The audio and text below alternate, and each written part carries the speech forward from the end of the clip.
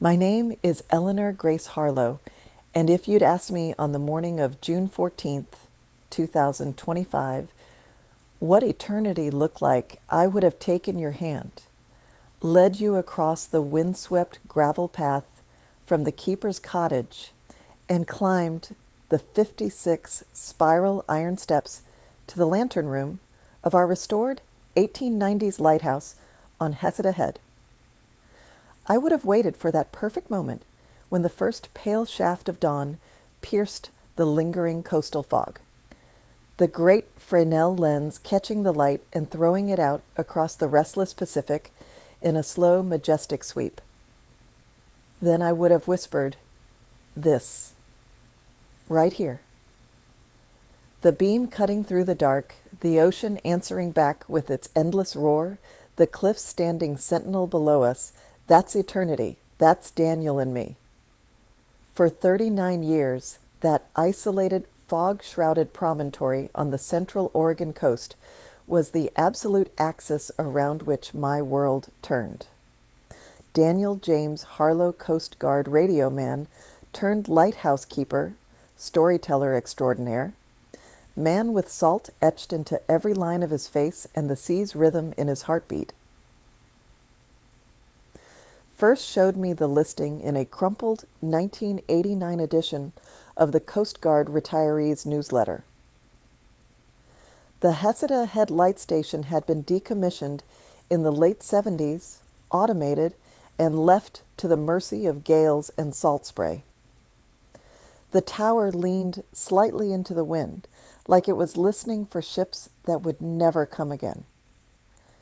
The keeper's cottage sagged under peeling paint and a roof patched with mismatched shingles. The assistant keeper's quarters were half swallowed by blackberry brambles. But Daniel stood on the bluff that raw November day, wind whipping his dark hair, eyes narrowed against the spray, and said, "Ellie Grace, look at her. She's tired, but her bones are good. We can make her shine again. We can raise our babies here, grow old watching storms roll in, and never need another horizon."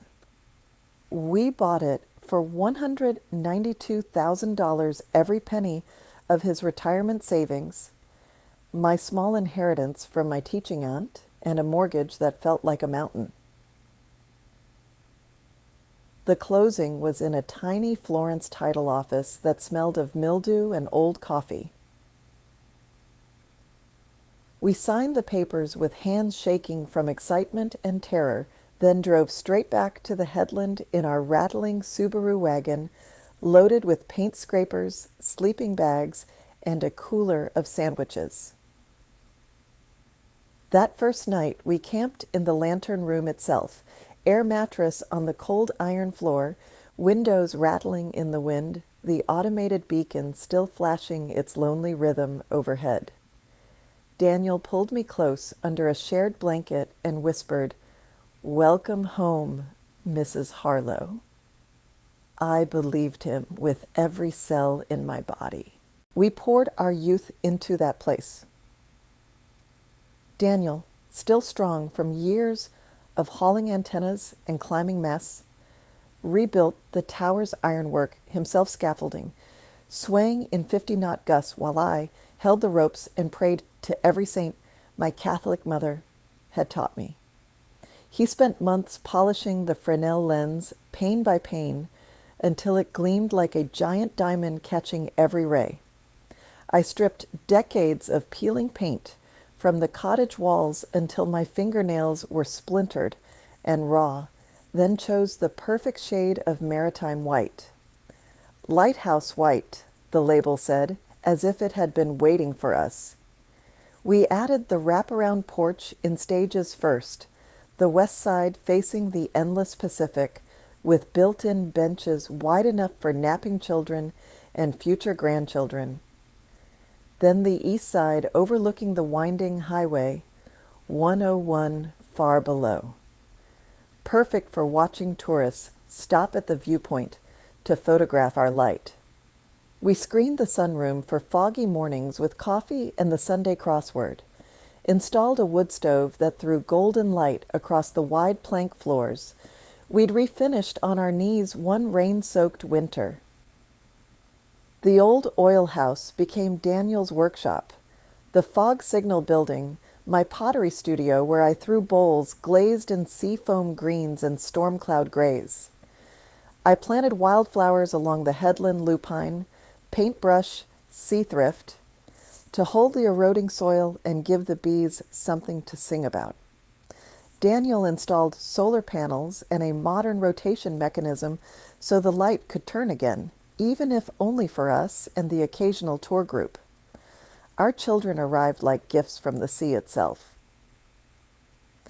Liam Daniel, in the spring of 1992, born during a lull between storms at the little hospital in Florence, his first cry competing with distant thunder. Sophia Grace, in the fall of 1995, delivered on a rare calm day when the ocean lay flat and mirror bright. The lighthouse adjusted to them as if it had been waiting.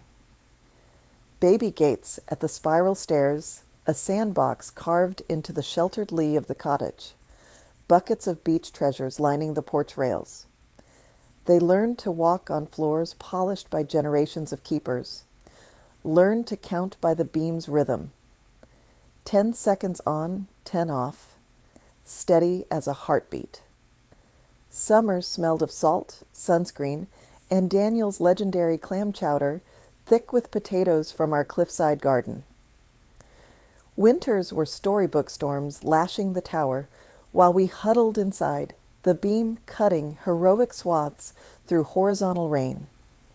Daniel telling tales of shipwrecks and rescues until the children's eyes shone brighter than the light itself. The years layered like growth rings on the ancient Sitka spruce clinging to the cliffs. Christmases with a real tree cut from the forest edge, permit approved, of course, decorated with nautical ornaments and strands of tiny white lights mimicking the beam. Easters with egg hunts among the wildflowers, the children's laughter echoing off the tower. Liam's first heartbreak at 16. Daniel climbing the stairs with him at midnight to watch ships far out at sea until the boy could speak again. Sophia's science fair project on Fresnel lenses that won State Daniel, polishing the real thing one last time for her demonstration. College move-ins. Liam to Oregon State for marine engineering. Sophia to Newport for coastal ecology. Both following the sea's call like their father. We paid off the mortgage in the summer of 2017 with savings from the elopement business we'd started, couples from all over the world wanting to marry in a real lighthouse at sunset. We celebrated with a bonfire on the narrow beach below the cliffs, reachable only by a steep trail we'd maintained ourselves. The light swept overhead in slow arcs, while neighbors from Florence and Yakats brought potluck dishes and guitars.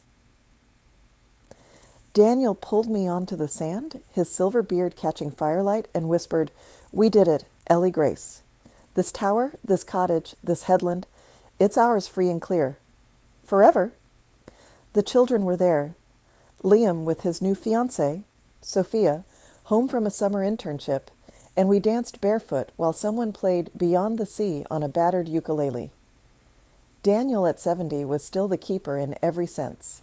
He climbed the tower daily to check bearings and clean salt from the lens, still told stories to tour groups that left them spellbound, still had the steady hands that could splice line in a gale.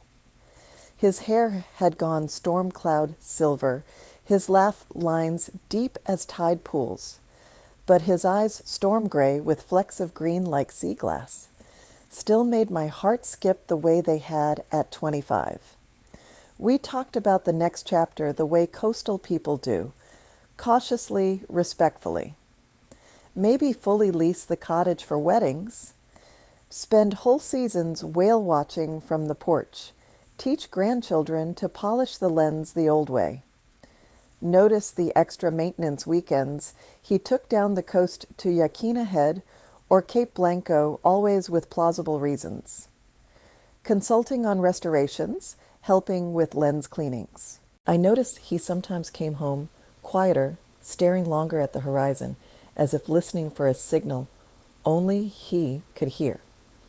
But I trusted the man who'd rebuilt our light beam by beam, who'd held me through miscarriages and money worries and the slow erosion of youth. I trusted the rhythm in his step that matched the tower's rotation. I trusted the light in his eyes when he said, "Forever." I was wrong. The forever we'd built on that fog-kissed headland was already flickering, dimmed by 17 years of shadows cast from another tower down the coast. A second light he'd kindled in secret, with a woman who believed she was his only keeper, and children who called him Daddy under a different beam. But in the crystalline dawn of that June morning in 2025, standing in the lantern room with coffee steaming in my hand, watching Daniel's silhouette climb the stairs to prepare for yet another wedding, I still believed our light was the only one guiding his heart home. I still believed the Pacific that had given us everything would never take it all away. I was wrong about that too. The spring of 2025 had been unusually kind to the Oregon coast, fewer storms than average. More days of crystalline blue skies that made the Pacific look like polished sapphire from the lantern room. The wildflowers I'd planted over decades were exploding in riotous color along the headland, purple lupine waving like flags, orange Indian paintbrush glowing against the green cliffs, pink sea thrift clinging to the rocky edges as if defying gravity itself. Tourists flocked to the viewpoint on Highway 101, pulling over in droves to photograph our lighthouse gleaming white against the endless sea. Daniel, at 70, was in his element climbing the tower twice a day to check the modern LED array he'd installed himself, greeting visitors with stories of the old oil lamp days, his voice carrying over the wind like a foghorn's reassuring call. We'd just finished a busy season of elopements. The lighthouse had become something of a destination for couples, wanting something magical vows exchanged at sunset, with the beams sweeping overhead, the ocean crashing far below like applause. Daniel loved officiating when the justice of the peace was unavailable. He had a way of making even the simplest words feel profound. "The sea teaches us two things," he'd say, holding the couple's hands. "Endurance and return. May your love be both." I'd stand in the background arranging wildflowers or cueing the recorded bagpipe music we played for dramatic effect, heart swelling with pride at the man I'd chosen all those years ago. June arrived with that perfect coastal balance cool mornings, giving way to warm afternoons, fog rolling in at dusk like a soft blanket. We had a wedding booked for the evening of June 14th.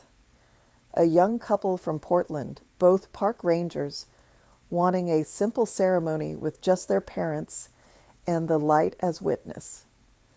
Daniel was excited, always more so when the couple had ties to the sea or the land. He'd spent the previous week fine-tuning the rotation mechanism, ensuring the beam would catch the sunset just right for their photos. That morning dawned thick with fog. The classic Heseta veil that could swallow sound and sight whole. I woke to the low moan of the automated foghorn from the rocks below, a sound that had lulled me to sleep for decades. Daniel was already up, moving quietly in the keeper's cottage kitchen, the way he always did when the weather felt heavy. I heard the familiar rhythm, coffee grinder whirring, oatmeal bubbling on the wood stove, the soft clink of his toolkit as he packed it for the tower. He came back into the bedroom around 6:30, dressed in his faded Coast Guard sweatshirt and work pants, silver beard neatly trimmed, eyes bright despite the early hour. Fog's thick as pea soup, he said, bending to kiss my forehead, his whiskers scratched familiarly, smelling of salt and the cedar soap he favored. Gonna climb up and give the lens a final polish for tonight's lovebirds. Should burn off by noon. I mumbled something about being careful on the wet stairs, the whale always did, and he chuckled low in his chest. Always am, Ellie Grace. Love you brighter than the beam. Then he was gone, the soft thud of his boots on the spiral stairs echoing faintly through the cottage walls, a sound as comforting as the tide. I dozed another hour, the foghorn moaning every few minutes like a distant wail. When I finally rose, the cottage felt wrapped in cotton windows opaque with mist, the world reduced to the immediate headland. I made coffee strong enough to cut the damp, stepped onto the porch in my robe, and listened. Gulls crying somewhere out in the void, waves crashing invisibly far below. The rhythmic hum of the light's motor overhead. Daniel would be up there now, cloth in hand, polishing each pane of the Fresnel lens with the same reverence he'd shown the day we first turned it, by hand in 1992. By 9, the fog began to lift in patches, revealing glimpses of blue sky and the white froth of waves on the rocks.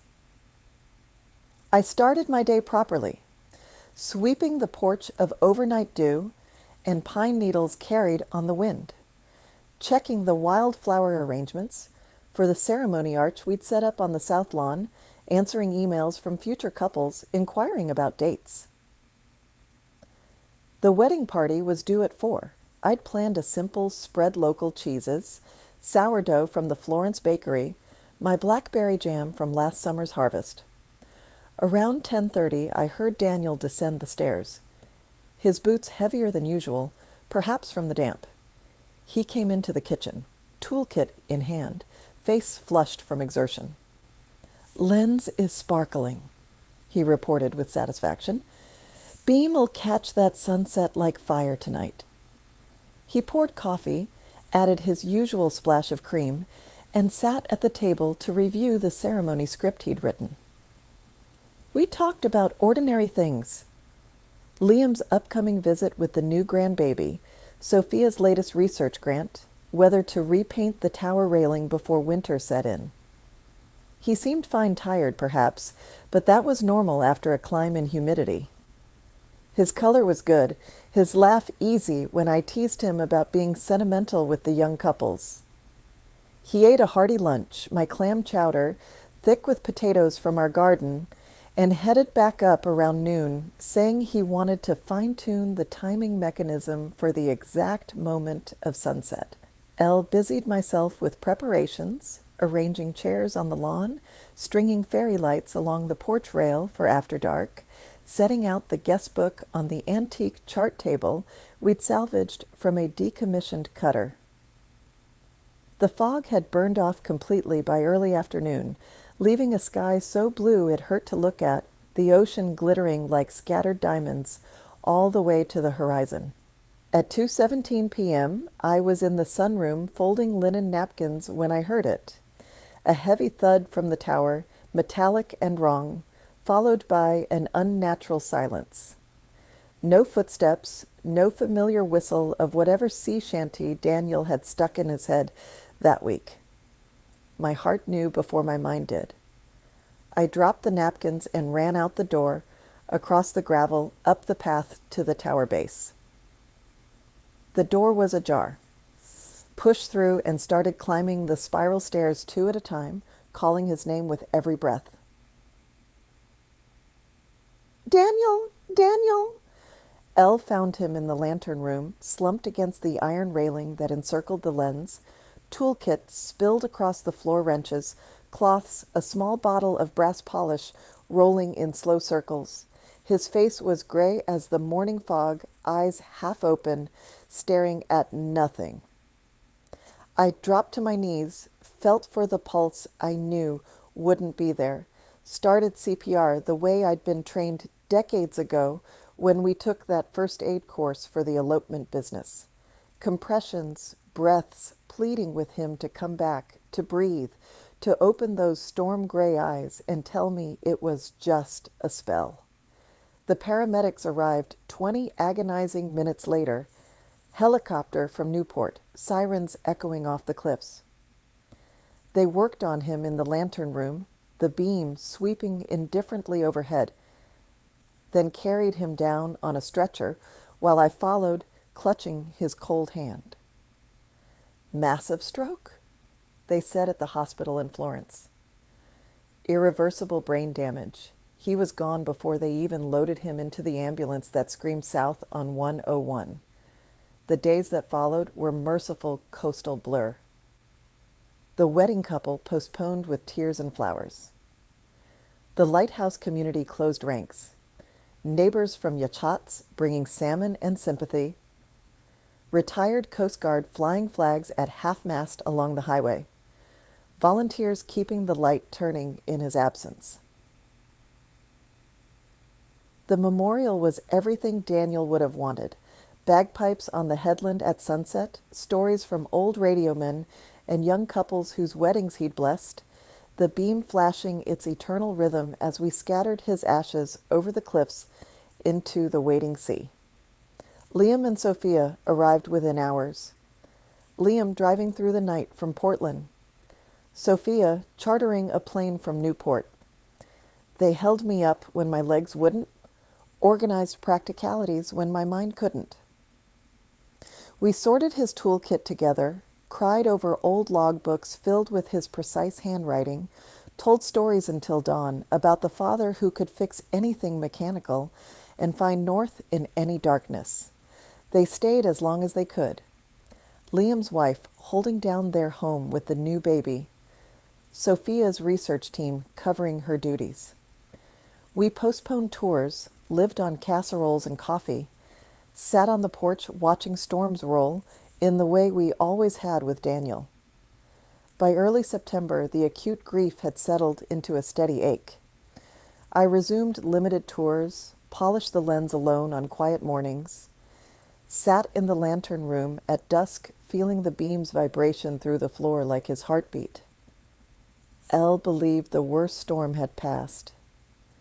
Elle believed the light had simply dimmed with Daniel's passing. I was wrong. The real darkness, the one that would swallow our beacon whole, was already gathering down the coast, carried on southern winds from another lighthouse where Daniel had kindled a second flame with a woman who believed she was his only keeper and twin daughters who called him daddy under a different sky. The summer of 2025 had slipped into early autumn almost without notice on Heseda Head. The days growing shorter, the fog returning more frequently to wrap the tower in its familiar embrace, the wildflowers fading to seed heads that rattled softly in the wind. Tour groups thinned as schools reopened. Elopements slowed to a trickle. I'd found a fragile rhythm in the solitude. Rising with the dawn to polish the lens, brewing coffee strong enough to cut the chill. Walking the headland paths where Daniel's footprints seemed still pressed into the soil. Grief had become a constant companion. Not the sharp knife of June, but a heavy cloak I wore without thinking. Liam called every evening from Portland, sharing ultrasound photos of the grandbaby. Sophia sent voice notes from Newport, describing orcapods she'd tracked offshore. They worried about me alone in the cottage, but Elle assured them the light kept me company. The steady sweep of the beam at night, a lullaby I'd known for 39 years. September brought the first real storm's wind howling through the tower, like an old friend testing the joints, rain lashing the windows in sheets. I spent those days inside, sorting Daniel's logbooks, deciding which stories to share with future tours and which to keep private. Some evenings I climbed the spiral stairs just to sit in the lantern room, watching the beam cut heroic paths through the dark, feeling closer to him there than anywhere else. It was a blustery Thursday afternoon, September 18th, 3 months almost to the day since Daniel's stroke. The wind came from the southwest, carrying the scent of rain and distant pine forests. I was in the headland garden, pruning back spent lupine stalks and gathering seeds for next spring's planting. My hands were earthy, nails rimmed black despite gloves. My hair whipped loose from its braid. The tower stood sentinel behind me, beam dormant in daylight, but still majestic against the bruised sky. A white Subaru Outback pulled slowly into the gravel parking lot below out-of-state plates. Washington. Not unusual. We got plenty of drive-by visitors from Seattle or Portland, but something about the careful way it parked, nose toward the exit as if ready for quick departure, caught my attention. A woman stepped out, first early 40s, perhaps 42, with dark wavy hair tied back in a practical ponytail, wearing a navy rain jacket over jeans and sturdy hiking boots, suited for coastal trails. She moved with the balance of someone who'd spent years on uneven ground, but her posture was tense, shoulders slightly hunched against more than just the wind. She opened the back door, and two girls climbed out, identical twins about 9 years old, with matching auburn ponytails and freckles across their noses. They wore bright yellow raincoats and carried small backpacks, chattering excitedly about the real lighthouse until their mother hushed them gently. The woman paused at the gate, in the split rail fence I'd built with Daniel in the 90s, one hand on the latch as if gathering in courage. The girls hung back on the path, staring up at the tower with wide eyes. Finally, she pushed through and started up the gravel walk toward the cottage, boots crunching softly. I straightened from the garden bed, brushing soil from my knees, and met her halfway on the porch steps. "Afternoon?" I called over the wind. "Tours are self-guided today, but I can answer questions if you'd like." She stopped at the bottom step, rain jacket hood framing a face pale beneath wind-burned cheeks. Her eyes green with gold flecks like sunlight on kelp filled, rapidly brimming but not quite spilling. She took a breath that seemed to draw from the depths of the Pacific itself. "Mrs. Harlow? Eleanor Harlow?" The way she said my full name. Soft, hesitant, knowing sent ice through my veins despite the garden warmth still in my hands. "Yes," I said, voice steadier than I felt. "That's me." She glanced back at the girls, who were now examining a clump of sea thrift near the path, then returned her gaze to me. "My name is Marina Vale. These are my daughters, Zoe and Mia." She reached into her jacket pocket with fingers that trembled visibly, and withdrew something on a length of weathered cord. A key. Not just any key, an old brass skeleton key, rusted from salt air, identical to the one that opened the assistant keeper's quarters we rarely used anymore, the one Daniel had kept on his key ring until the day he died. My world tilted like a ship listing in heavy seas. I gripped the porch railing, the same railing we'd reinforced after a particularly vicious winter storm in 2003, and somehow remained standing. "I'm so sorry to come like this," Marina said quickly, voice cracking. "I've driven past 100 times trying to find the right moment. There isn't one. Could we talk inside? Just for a few minutes? The girls can wait in the car if—" "No," I heard myself say, the word emerging from somewhere deep and automatic. "Bring them up. The wind's picking up." She turned and waved them forward. The twins bounded up the path with the fearless energy of children who'd grown up exploring tide pools, raincoats flapping like yellow sails. "Mom, it's even bigger than the pictures," one exclaimed Zoe. "I'd learn later." The other, Mia, clutched her mother's hand tighter, sensing the tension. We entered the cottage through the sunroom door. the one facing the ocean, where Daniel and I had spent countless foggy mornings with coffee and newspapers. Sunlight slanted through despite the clouds, illuminating dust motes dancing like tiny plankton in the beams. I gestured to the long farmhouse table we'd built from driftwood in the 90s, scarred with decades of family meals and wedding consultations. Marina and the girls sat on one side. I took the end chair, hands clasped to hide their shaking. For a long moment, no one spoke. The only sounds were the wind rattling the windows, gulls crying overhead, and the distant crash of waves on the rocks far below. Marina reached into her backpack, practical, salt-stained, and drew out a small fabric pouch. From it, she carefully laid items on the table like sacred relics.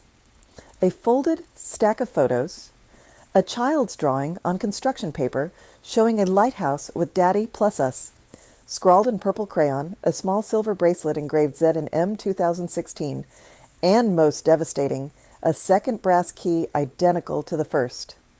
Then the photos.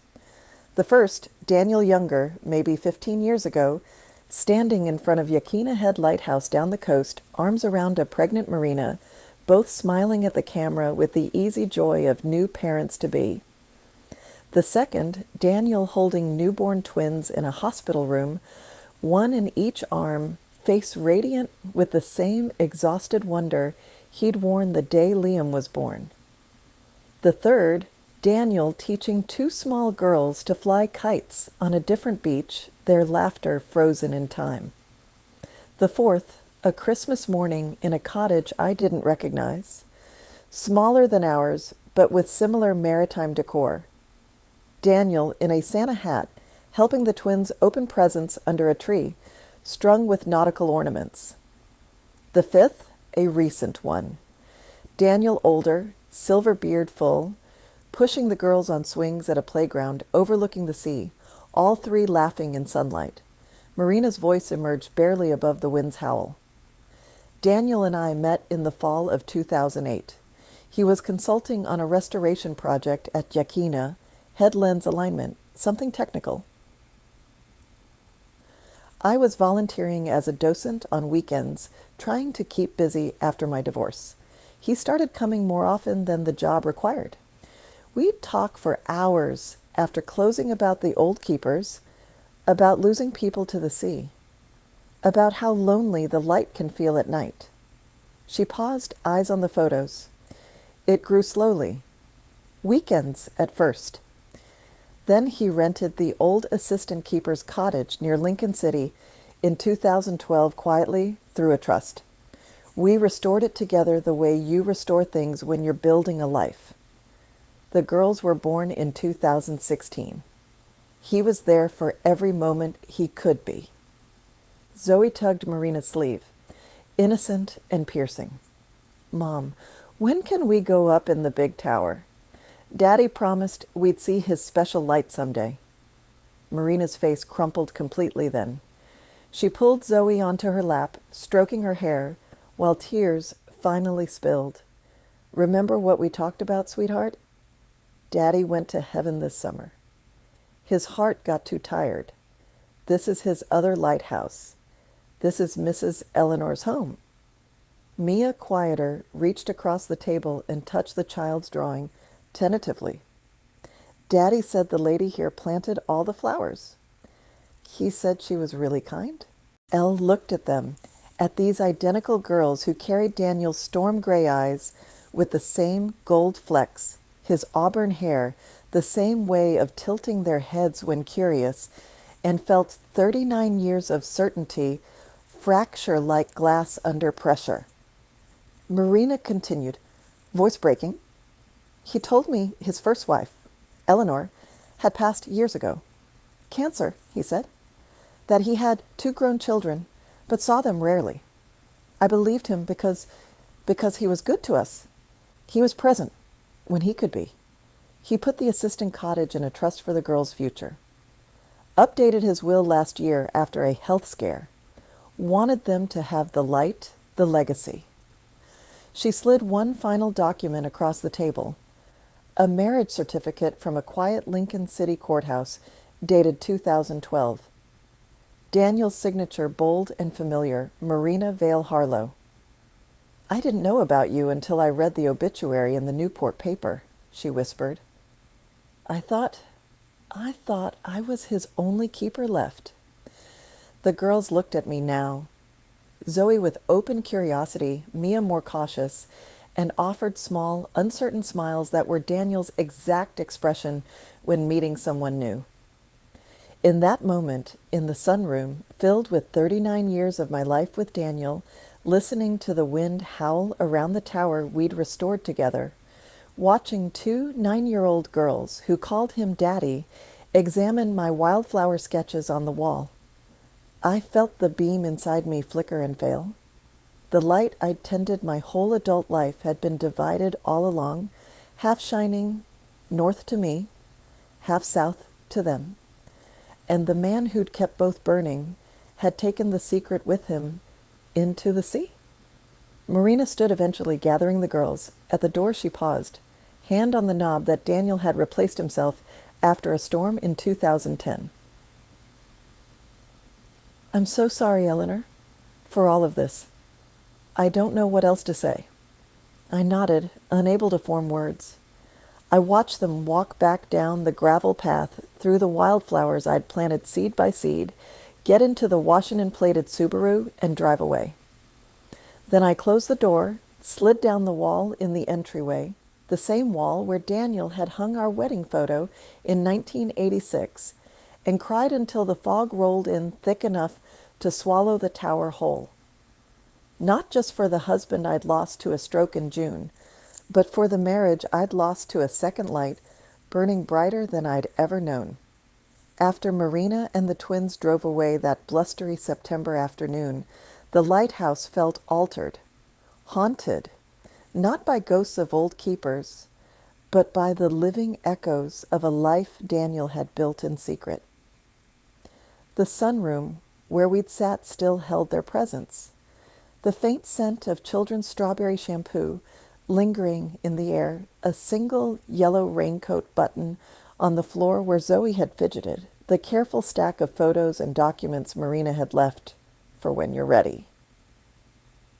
The key, the duplicate to the assistant keeper's quarters, sat on the driftwood table like an accusation catching stray sunlight in its rusted teeth. I didn't touch anything at first. I walked out to the headland instead, wind whipping my hair into my eyes, and stood at the cliff's edge where we'd scattered Daniel's ashes. The Pacific roared far below, indifferent as always, waves exploding against the rocks in white fury. I screamed his name into the gale questions, accusations, pleas, until my throat was raw and the only answer was the beam sweeping overhead in its eternal rhythm. 10 seconds on, 10 off. Steady, unchanged, as if nothing had shattered. When the sun dipped low, painting the fog bank blood orange on the horizon, I went back inside. I made tea I didn't drink, then finally sat at the farmhouse table and opened the pouch Marina had left. The photos hit hardest the second time.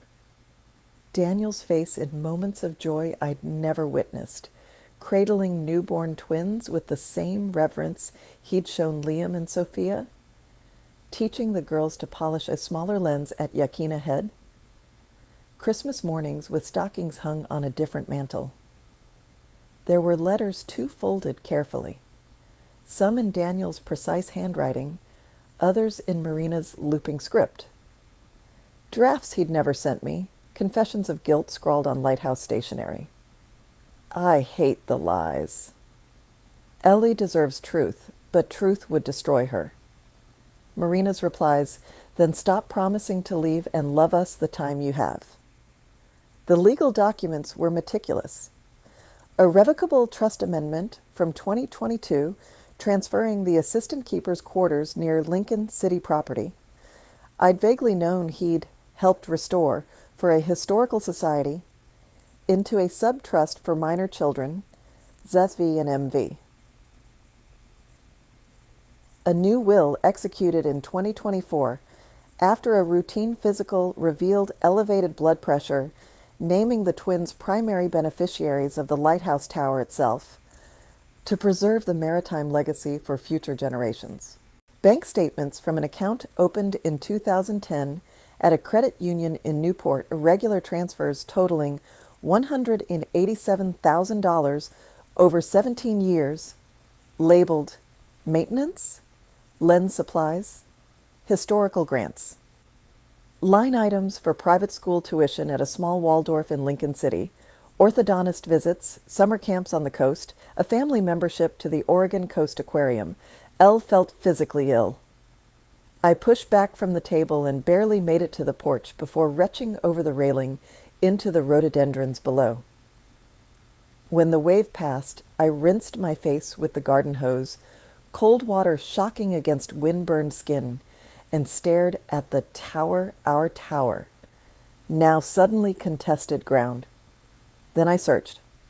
Daniel's old laptop was in the workshop beneath the tower, the one he used for weather logs, tour schedules, and corresponding with other lighthouse societies. The password hadn't changed. Eleanor, 1894. The year the light was first lit, the irony burned like salt in a cut. The desktop was familiar folders for lens maintenance, wedding bookings, family photos, but buried deep inside restoration projects was a subfolder named Southlight. Inside, thousands of images. The twins' births in 2016. Daniel in scrubs, tears on his cheeks. First steps in a cottage garden I didn't recognize. Birthdays with cakes shaped like lighthouses, Christmases with a tree decorated in glass floats, and starfish ornaments. Videos, too. Daniel teaching the girls to splice rope, their small hands fumbling under his patient guidance. Marina filming him reading The Little Mermaid in silly voices. A recent clip from spring 2025. Daniel older, thinner perhaps, pushing the twins on swings while they begged for one more story about the ghost keeper.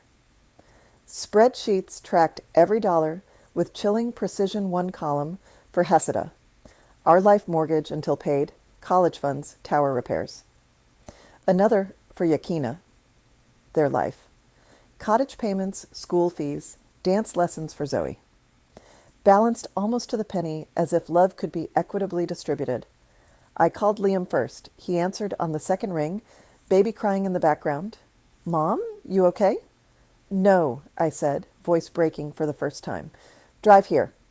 Now, bring Rachel and the baby if you can. Tell Sophia to come too. Liam arrived at midnight, headlights cutting through fog as he pulled in too fast, gravel flying.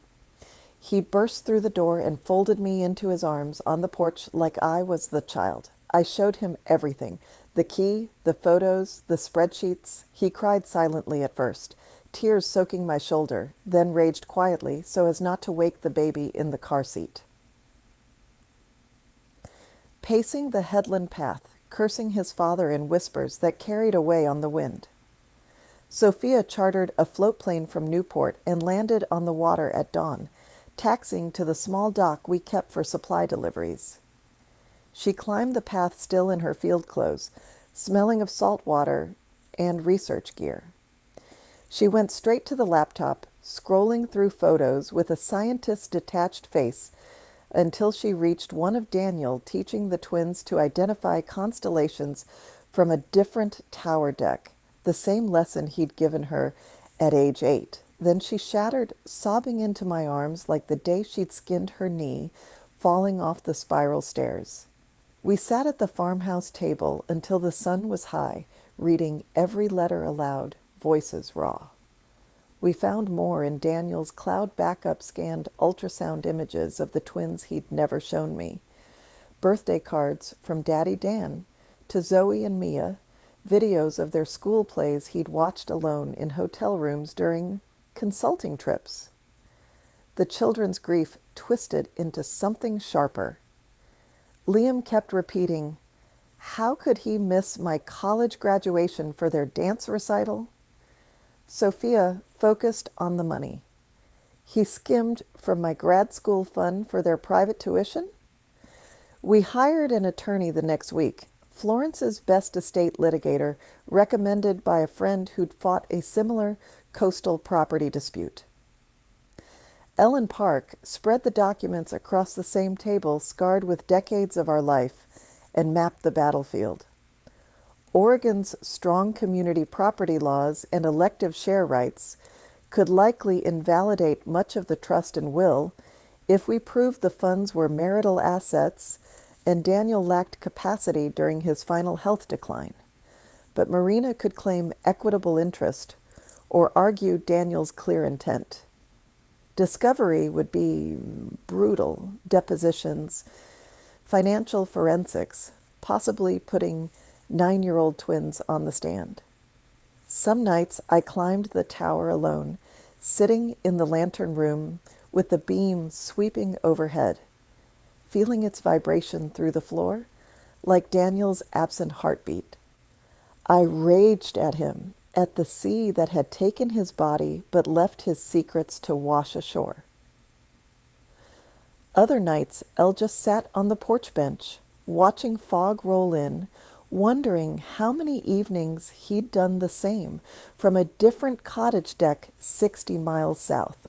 Marina wrote once more, a letter postmarked Lincoln City, no return address, arriving in late October with the first hard frost. Eleanor, I replay our meeting every day and wish I'd found better words. Daniel spoke of you with reverence, your strength tending the light alone during storms, your wildflower gardens, the way you made every couple feel their vows were sacred. He said you were his true north, the reason he could navigate anything. What we had was real to me, but I see now it was built on his fear of losing you. He changed the papers last year after a doctor warned about his blood pressure. He wanted the girls to know the light, to carry it forward. He regretted the depth of the deception almost daily. I won't fight you for the main cottage or headland. It's yours. You earned every stone and shingle. But please consider letting the twins visit the tower sometimes. Learn its history from you.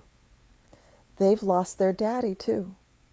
With deepest regret, Marina, I read it on the widow's walk at twilight, gulls wheeling below in the updraft. Part of me wanted to tear it into confetti and let the wind carry it to sea.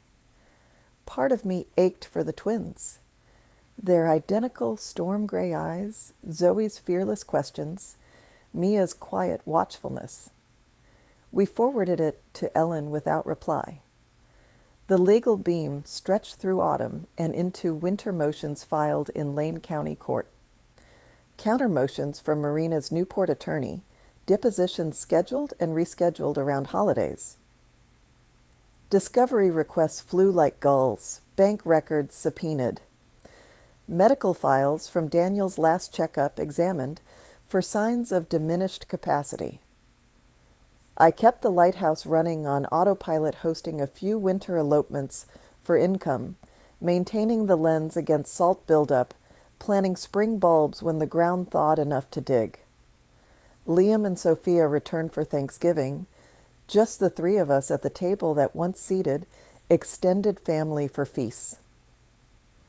We climbed the tower at sunset, beam flashing its rhythm against gathering clouds, and scattered a small portion of Daniel's remaining ashes from the gallery deck, the part we'd saved for when we were ready. Sophia whispered stories to the wind about the grandfather her future children would never know. Liam held me when I couldn't speak. In early December, as the first real storms battered the coast, Ellen called with news. Marina had proposed mediation. Neutral ground in Newport, retired judge as facilitator. We agreed. We met on a gray day just before Christmas. The twins waited in an adjacent room with coloring books.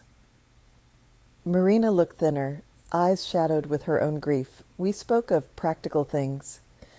Property lines, trust language, the girl's future connection to the light. She admitted Daniel had grown tormented in his final year, talking about confession but fearing he'd lose all of us. I spoke for the first time about the pain, not just the betrayal, but the erasure of 39 years. My voice shook only a little. We settled that week. I kept the main keeper's cottage, headland, and primary control of the tower. The assistant quarters near Lincoln City went to Marina and the twins outright.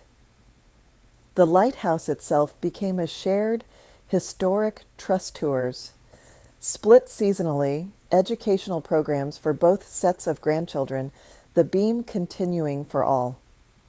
The twins visit monthly now, arranged through careful emails. Liam and Sophia are warming, slowly teaching Zoe and Mia to polish the lens the old way, sharing stories of their father they're ready to tell. The girls call me Mrs. Eleanor, polite and curious, eyes lighting up when the beam flashes overhead. Some nights I climb alone, sitting in the lantern room as fog rolls in thick and velvet. The Pacific keeps its ancient secrets. Daniel's light shines on, divided, complicated, but enduring. There were two beams in Daniel Harlow's life. The first guided ships safely home. The second guided me through the darkest fog to a truth I never sought. And somehow in the space between them, I remain tending what's left, sharing the light I once believed was mine alone. Because love, even fractured, leaves prisms that scatter rainbows in unexpected places. The beam sweeps on. 10 seconds on, 10 off. Steady. Forever.